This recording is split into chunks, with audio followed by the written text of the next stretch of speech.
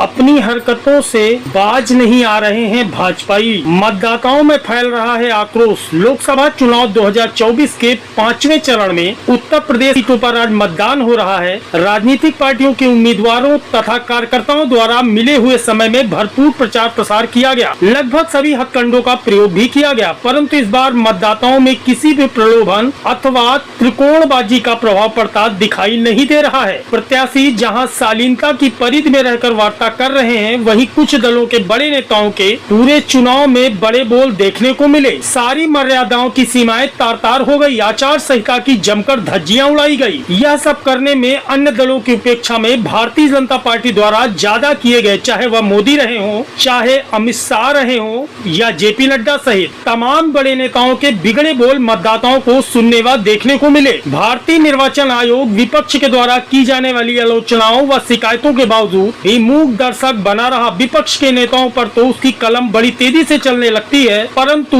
सत्तारूढ़ दल की कोई भी कमी उसके कानों तक नहीं पहुंच पाती। सरकार के विरुद्ध वह कुछ भी करने के लिए तैयार नहीं है। जनता के बीच में भयंकर आलोचना का शिकार हो रहा है। कुछ अधिवक्ताओं द्वारा तो चुनाव आयोग को भयंकर भ्रष्ट व सत्तारूढ़ दल का गुलाम तक कह दिया गया। मामला सुप्रीम कोर्ट तक भी पहुंचा। कुछ मामलों को लेकर 24 मई को सुनवाई भी होनी है। इन्हीं सब कारनामों की एक झलक रायबरेली लोकसभा सीट के अंदर उस समय देखने को मिली जब राहुल गांधी को कुछ जगह से शिकायतें मिली कि जनप्रतिनिधियों को धमकाया जा रहा है। वह तुरंत अपने निर्वाचन क्षेत्र के लिए चल पड़े। लखनऊ से कार द्वारा आते समय चुरुआ मंदिर में उन्होंने हनुमान जी के दर्शन भी किए और उनका आशीर्वाद प्राप्त किया। नीमटीकर पोलिंग बूथ देखने के बाद जैसे ही वह बछावा गांधी विद्यालय बूथ पहुँचे कि भारतीय जनता पार्टी के कार्यकर्ताओं द्वारा मंडल अध्यक्ष परवेश वर्मा की अगुवाई में रायबरेली के बछावा गांधी विद्यालय इंटर कॉलेज के सामने राहुल गांधी मुर्दाबाद, राहुल गांधी वापस जाओ के नारे लगाते दिखे।